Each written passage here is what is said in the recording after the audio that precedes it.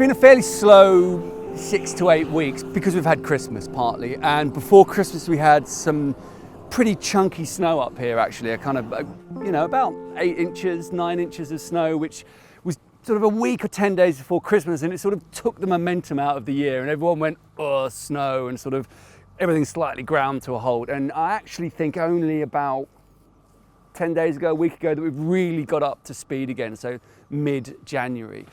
What has been done is there's been a load more external walling built on this side of the building, and we've run some of the internal stone facing down on that side. But a big thing is the cap coat, this copper cap coat, which is the top waterproofing layer and the root bar to stop any of the green roof sort of driving itself into the structure of the building. That's all gone on, and we're just, you can hear them putting the last torch on bits here and around these roof lights, which is very exciting. And the other big thing that's happened, probably had more impact on the inside than anything else in the last few months, is the roof lights. So they're a Velux product. It's called a Velux long light. It's actually originally, what's interesting about it is it was designed mainly for more commercial use. And that's where they pushed it for a long time. And I've had my eye on it for a while, but you weren't really able to use it in residential projects. They didn't really want to sell it to you as someone designing a residential house. And they've now realized that actually this product has a lot to offer for houses. So it's fantastic to be able to use it. So you can see over there, we've got 6 units that have come together as a 6-meter long single kind of lump of glazing, which introduces a tremendous amount of light to the kind of living space of the building.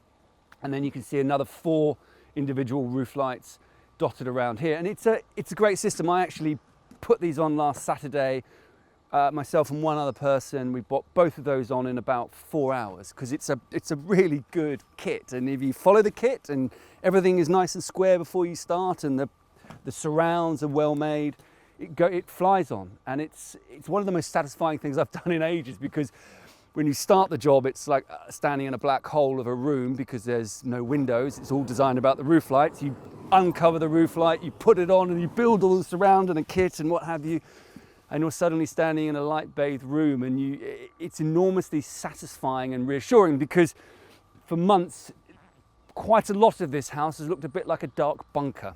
I mean, these are a really high-performance bit of kit. They're triple glazed. They're on actuators, so they're controlled by electric motors, and actually some of them have got blinds as well that are controlled on electric motors. And one of the main things that's happened over the last 6 to 8 weeks has been the first fix electrics and plumbing. And the reason that relates to the roof lights is we're putting in an intelligent house system. It's a Luxton system. We're working with some guys called Halo House to fit all that. And that will not only control these roof lights and tie those into the ventilation system, into the external louvers on the windows, into heating, into entry system, into lighting system. So it sort of starts to get the whole house working together as a kind of, rather than a series of systems, it starts to tie it together into kind of more of an intelligent, almost sort of organism, if you like. In order to achieve that, you need to do a lot of wiring, and I can show you inside. So you can see there's kind of massive bundles of cables running all the way through the house. I don't know, but I think there's probably a good few miles of cabling in here. It's extraordinary. And that's partly to do with the way we're wiring it for this smart house system. So a lot of the lighting actually goes all the way back to 2 points in the building, rather than being in a sort of a series circuit, or a ring main, if you like, of lighting and coming back. We're running back specific lights back to central locations. So we've got one here by the sort of main lower door, and we've got one in the plant room. And there will be a brain here, a clever bit of kit that then controls all of the lighting, dimming on and off, up and down. It also controls the louvers on the outside, and also ties through some of these big bits of flex back up to the roof lights. And this is kind of what's important about it, because when you've got a building that's very low energy, overheating becomes a bit of an issue, a bit of a potential, and that's something we really want to control.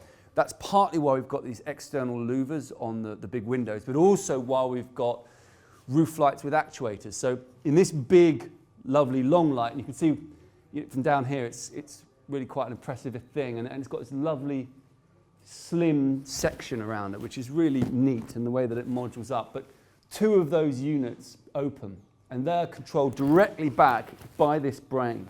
So if the building notes that it's getting a bit hot in here, because all of the switches around the building have actually got thermostats and humidistats in them, every single one. So the building has about 14 thermostats and humidistats in it, so it can understand what the temperature and humidity is doing in pretty much every single room.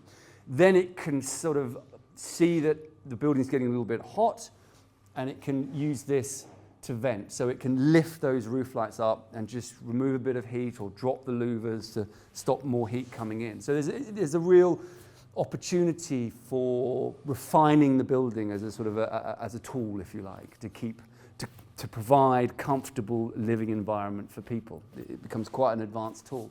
And that's really interesting, exciting. And then there's other levels of kind of functionality within that you have sensor motions throughout the building so that you can control lighting when you're moving around it without necessarily having to have switches. But they also then become your security alarm system. So I love it when architecture, when one thing does two things, if you like, when one product or one structural piece does two actions, and that's what this system can start to do. The light switches, humidistats, the motion sensors become burglar alarms. It's kind of really clever, and there's multiple levels of complexity, which quite frankly is beyond my feeble intellect, but I'm told it's really good.